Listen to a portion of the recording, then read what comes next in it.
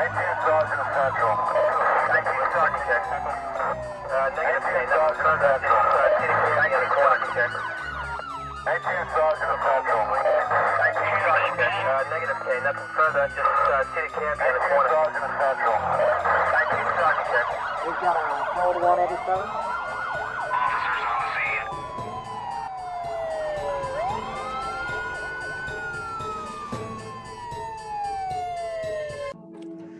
Hi everyone, my name is Joe Murray, and I'm one of your hosts here on Dark Enigma. I'm joined here with my other host. Hi, I am Sarah Whitson. And yeah, we're going to be your host for this new podcast. It's brought to you by Gateway Pro, but it is a product of Dark Enigma. And we love true crimes, and we had a great time talking about it on the Joe Show. That's a podcast I do. And we were like, let's come together and talk about it. And Sarah, she does a ton of research on cases and things like that. So she's going to be the one giving you your meat and potatoes. I'm just going to be back here on the back here, and I'm going to react off of what she's talking about and give her some of my knowledge about true crimes and stuff. But before we get into our first case ever, Sarah, what really got you into, getting into true crimes and stuff? Well, my dad is the biggest true crime fan ever. And I grew up around Wichita, and so I don't know if you know BTK. He was a serial killer in Wichita. Mm-hmm. And we would drive by houses when I was younger, and my dad would say, that's where the Oteras were killed, or that's where BTK did this, or whatever. And so when I got older, it became something me and him talked about. And he's still my biggest fan to this day. So, yeah. And see, I just got into it. I accidentally fell into it because I was listening to a bunch of podcasts about these true crimes and murders and things like that. And then I fell into the pit of serial killers. With the Serial Killers podcast, I think we both listened to it. You listen to that one, don't you? Yeah, I listened to it a little bit. Yeah. Yeah, so we both listened to it. And so I fell into love with that, and just hearing about these serial killers and things like that, I really just fell in love with it. Now, how we found each other was I was looking for some news to talk about on the show, and then my wife's like, hey, there's been some killings in around Springfield, Missouri. And I was like, I have two sister-in-laws that go to school down there, so let me look this up. And then I was looking at creators who were talking about it, and then Sarah had Dark Enigma on there. And I was like, I have to get in contact with this lady and see if she knows anything about this case. And then she had more than I expected. Yeah, and we just ended up having a good flow and talking about true crime. So, yeah, this is going to be a good mashup. I think it is. So, what is our first case that you will be bringing to us today? Well, I don't want to give away too much because I want you to be surprised. Okay. But I want your reaction on it. Okay. But it's a good one. It's got a little bit of domestic violence stuff. Okay. So just beware of that it's pretty heavy. Yes. Which all of them are going to be, but just as a disclaimer. Yeah, if we can just knock this out the park right quick. We're talking about true crimes, guys. Right. We're only dealing with something. Yeah. And I always get the comments that are like, oh, you should put a disclaimer. And I'm like, why are you here if you don't know, that this is going to be true crime?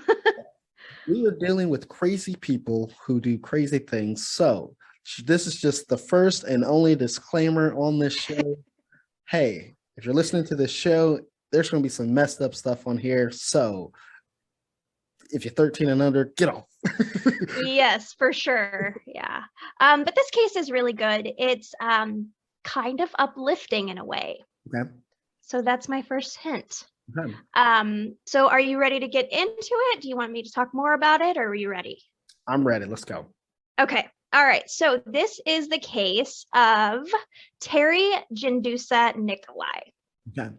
And so a little bit of background on Teri. In 1995, Teri met David Larson. Okay. And she thought he was like the bee's knees. He was quite a catch. He had a good job. He was an air traffic controller. Okay. And he owned his own home. Mhm. So already he's sounding great. However, after a year of dating, the couple married in 1996. Okay. And some clues about her husband's violent ways started coming out. Gotcha. Yes. So they were on their honeymoon in Hawaii, Mhm.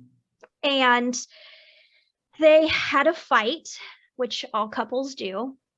And he hit her several times. And told Teri, "We're married now. That means you have to do what I say." No, wait. How do we know how old these two are? Yes. So Teri, they're middle-aged. Okay. And you'll see as it goes on, they start a family. Okay. But him saying that to her, I was like, how did he get away with that? It must have been, But it must have been like, you know, what I want to say. He's grew up in the 50s, 50s and 70s, and that was a big thing. You know, it was, I'm a man, I must demand respect from my woman, you know, kind of a deal. right. And he also said to her, "You were bought and paid for with the marriage." So yeah, right. This guy's already a winner. But Teri kind of went along with it. She was married now. Mhm. You know, it's hard to get out of a marriage, and she didn't know what she was getting into. Mhm. And then in 1999, she had her first child. Mhm. And then 2 years later, she had another one. And when you have children in a domestic violence situation, it is super hard to walk away from. Yep. You know that your children will be better off, but you also don't know what you're going to do a lot of times. Mhm. So she was kind of lost. And to everybody else, they seemed happy as can be. She never let anybody know that she was going through all of this. And he became very controlling and very volatile.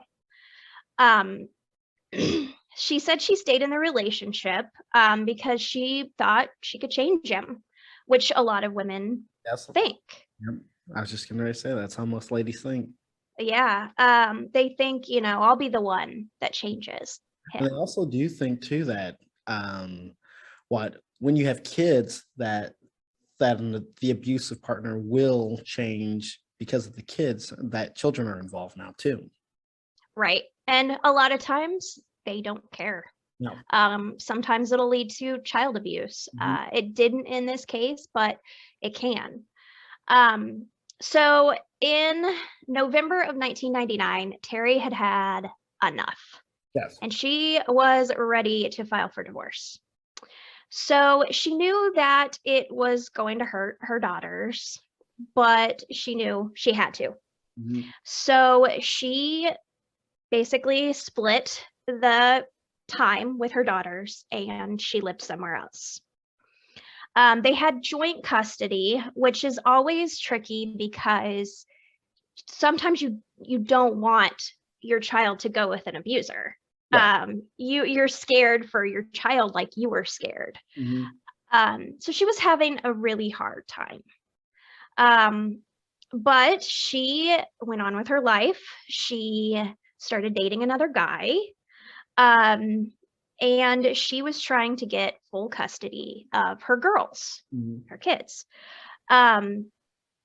However, David made it very hard. He fought in court for 4 years, which is expensive, hard on the children, hard on her. Now I want to know if he was doing it because he was trying to get back at her, or if he really loved the kids.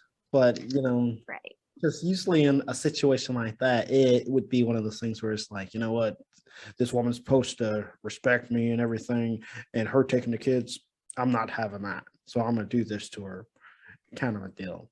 Yeah, he probably felt like she was kind of disrespecting him and was like, that ain't gonna happen. So yeah. And then even then too, he might even be embarrassed now too, because he has this woman, she's not in her place, and now she is taking their marital issues out to the public, and he's being embarrassed. So he's Right. getting pretty hot. Yes, he was very, very upset. So the custody arrangement meant that Teri would have to see her abuser weekly, probably, to drop off these children. And you could tell he was mad already. And seeing her every week brought a lot of things up for him and for her. Sorry, I lost my place on my notes. Nope, you're fine. So the day of the incident was January 31st, 2004. This was just 4 days after the last court hearing that Teri had for her children. And Teri went to pick up her children from David's home. When she got there, David said, "The girls are hiding in the house and they don't want to come outside, so I want you to come in." Yes, I already see your face. It's a tactic that a lot of abusers use to try to get them to do what they want by using the children. Yep. Mm-hmm. Because he knew that Teri was going to get her kids no matter what. Yep. Mm-hmm. Yeah. So it's crazy because we're so protective and everything. And how, as a father, I know how it is with your kids, and you too as a mom too. Our kids are everything. Yep. Against you? Oh, I don't think I really like this guy. You're gonna not like him through the whole thing. Don't worry. And for me, like I would have to go into the house to get my kid. Like, even though knowing what could happen, I still probably would make that decision, which is terrible, but it happens.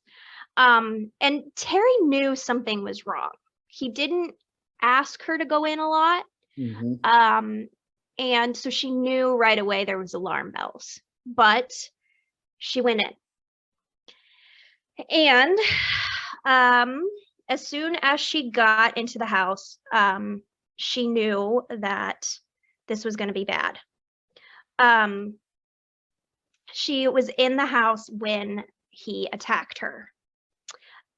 He snuck up behind her and struck her 10 times in the head with a baseball bat. 10 times. Yeah.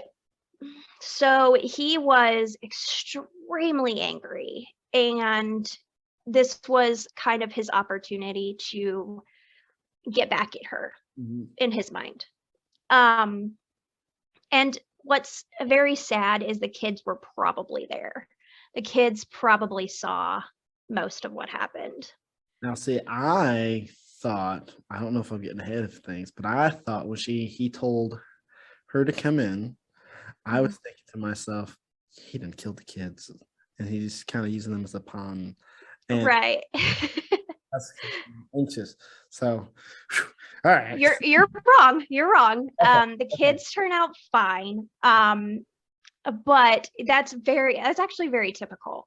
Yes. There's been cases where the men will like annihilate their whole family and take the kids first. So there was one podcast that I listened to. It was a college kid.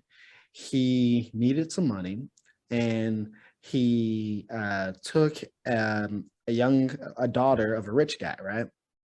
And he was just going to do the whole ransom thing and everything, but some things went down, and she was afraid. He was going to let her go, but then he was afraid that she was going to tell the police.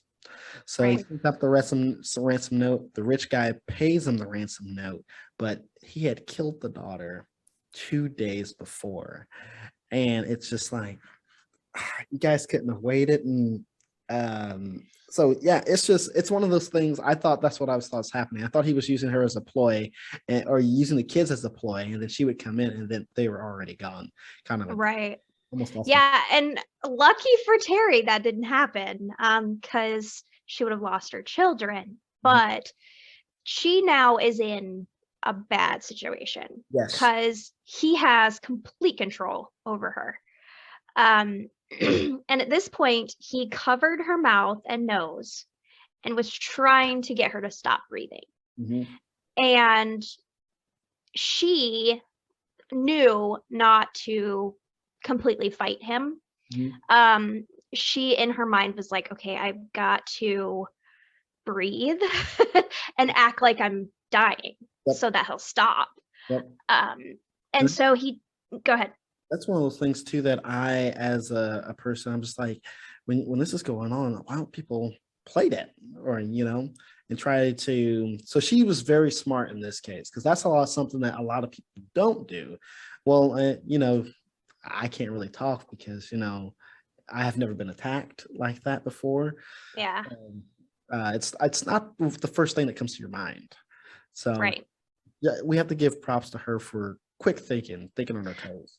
Yeah, and I mean, it's that fight or flight Mhm. type of instinct. I mean, when someone's covering your mouth and nose, you're just like, get off of me at any cost. So yeah, I don't know how she knew to do that, but she did. And she played dead, and he put her in a garbage bin. Mhm. So like what you roll out to your curb. Yeah. He put her in there and he tried to do it face down, but she kind of slid her body to where she was facing up. Gotcha. Which is another move that I wouldn't have thought to do Mhm. in that case. So he taped it shut. He also put snow in there, basically to freeze her out. Because he thinks that she's barely living at this point. So he puts her in there, puts snow and ice, tapes it shut, and then he put her under a tarp in the back of his pickup truck. So at this point, Terry probably thinks, all right, I'm gonna die. Yep. Mm-hmm. But David made him a big mistake, and she found that out. She had a cell phone in her pocket. Right. Yes. Right. So yeah. So she's like, okay, I'm gonna just dial 911. And what are you thinking? I'm not thinking anything yet, but I'm just thinking it's super. So dudes, okay. The murderer or attempted murderer has made a couple of mistakes. Okay. Mm-hmm. So one of the big things that a lot of serial killers or murderers do, they will attack their victim and then they won't make sure they're dead. So that's mess up number one. And then checking the body. I don't care where he's taken it.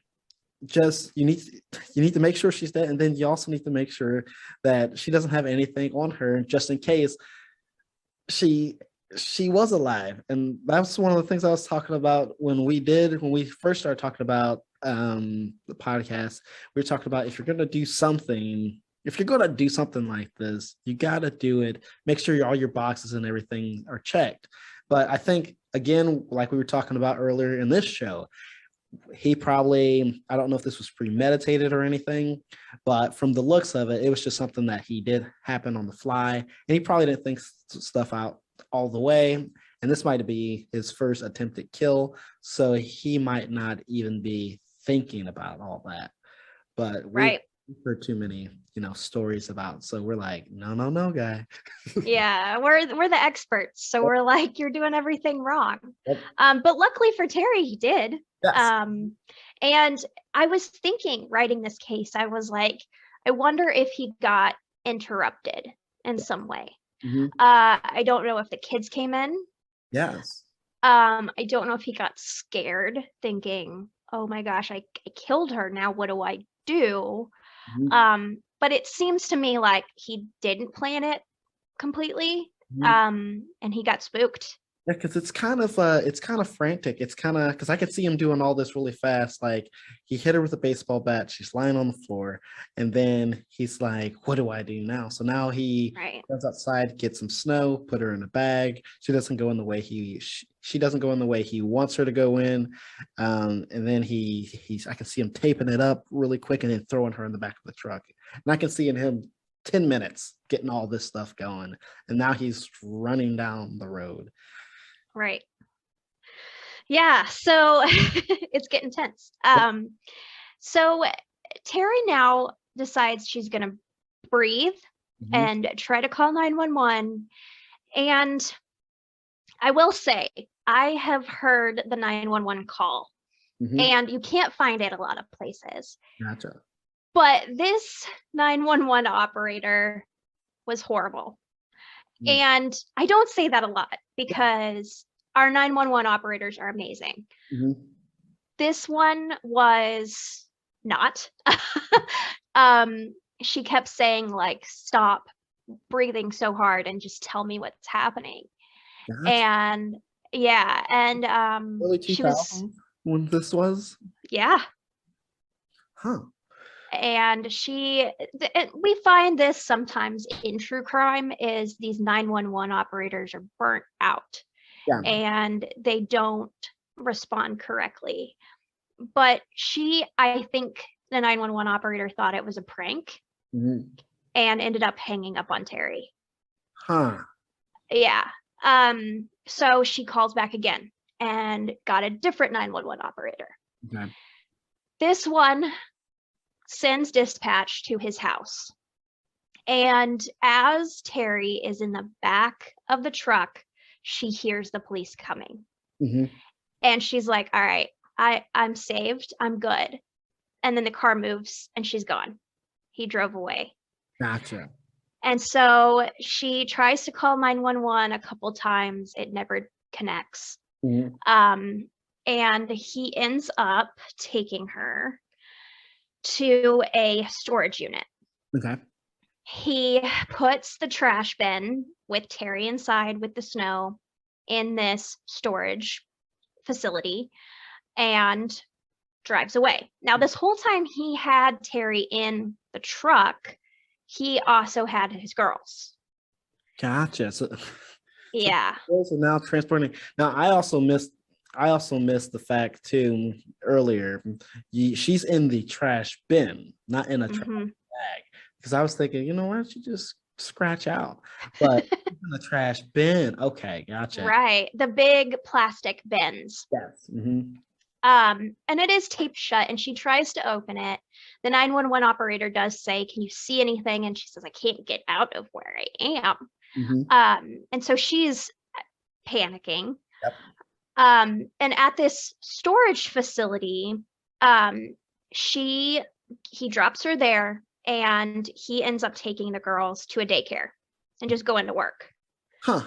and leaving her in this storage facility.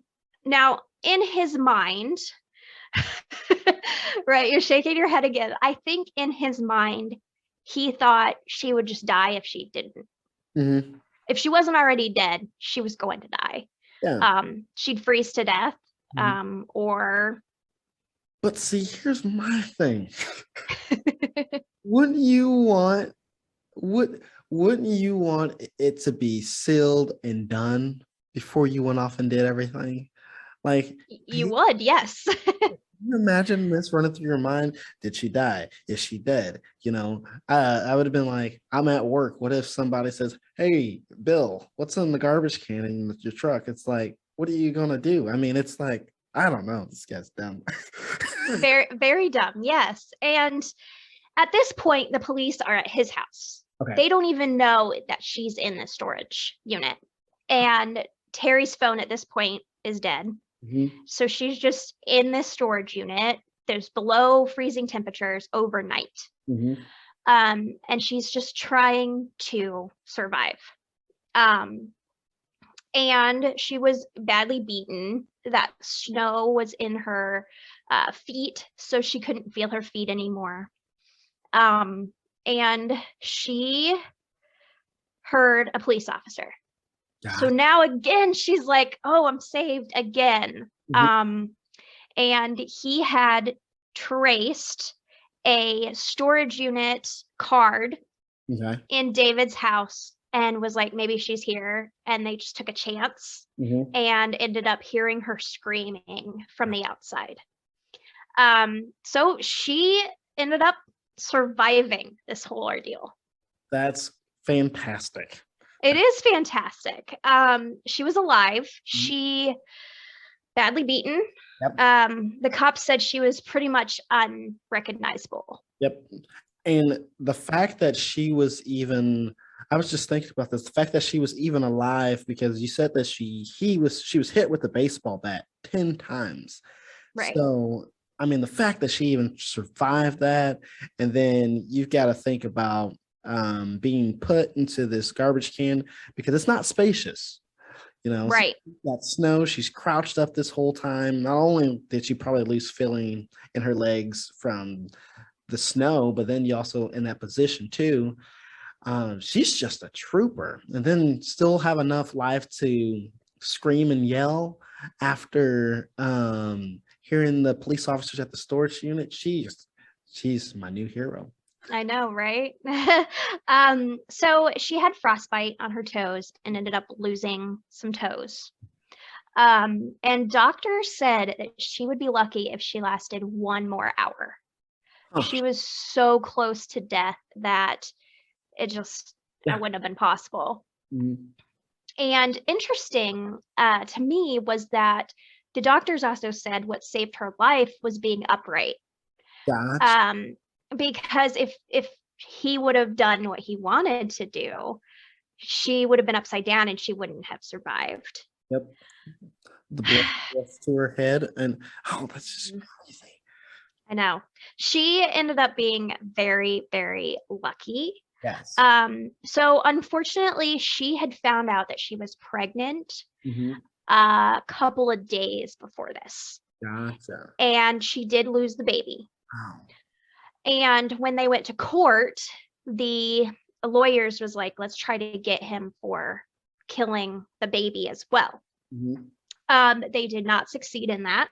It's very hard to do that with a miscarriage case. But yeah, other than those things, she's happy. She survived. Go ahead. He didn't get. Now, would they charge him with attempted murder or anything? Yes. So I have it written down here.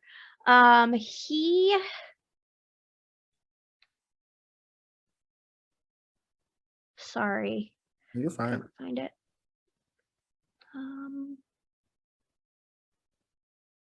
Okay, so he was sentenced to 35 years in prison for attempted first-degree intentional homicide. Gotcha. Yeah, but if you think about it, 35 years is nothing for trying to kill someone. Now, earlier we said they were middle age. So we thinking 40, 45, around that time. Yeah. That would put him about 80. If he was 45, that put him about 80. So he could still be ticking. But Good. I wouldn't want him to be, but he could. This happened in what was it? Was it 02? It was 1999, the end of 1999. So into 2000. Okay. So he's still in jail. Still in there. And here's the crazy thing. This is one of the reasons why I really wanted to do this podcast, was because we as people don't realize that stuff like this happens in our lifetime. You know, because usually when we do, true crimes and stuff, we think it happens in the past, but you doing these stories and figuring out all this stuff here. It's like, I was born in 95 and I lived through all that. I didn't know nothing about this, Right. You don't know anything about it. We just go through our lives like, it didn't happen to me. So it doesn't happen around anywhere, It's crazy. And what's interesting too, you said you'd never heard this case. It's up by you. I think the storage unit was. Are you in Illinois? Illinois? So we're in Indiana, but I am from Indiana. Okay. So I know Illinois like the back of my hand.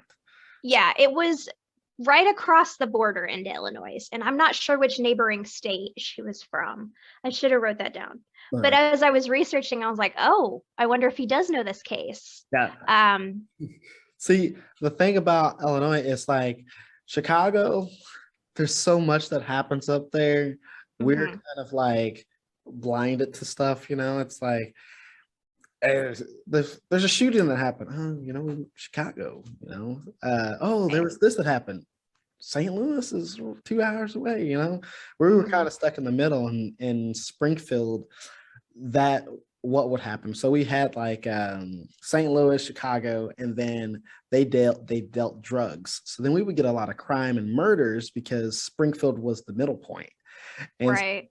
We would hear stuff like that and we'd just be like, oh, people from Chicago, people from St. Louis coming through here, it's fine. And since it wasn't happening to me, we didn't think anything about it.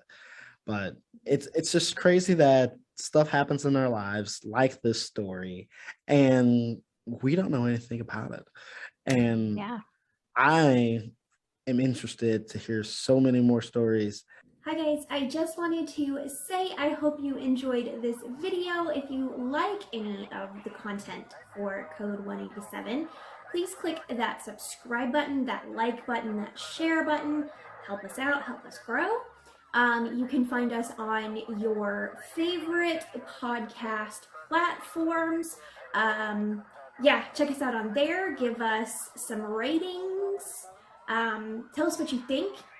We're also across every social media on Code 187. So we're on TikTok, Instagram, Twitter, Facebook. I think that's it. And of course, YouTube. So please subscribe if you like our content and spread the word. We'll see you guys next time. Bye.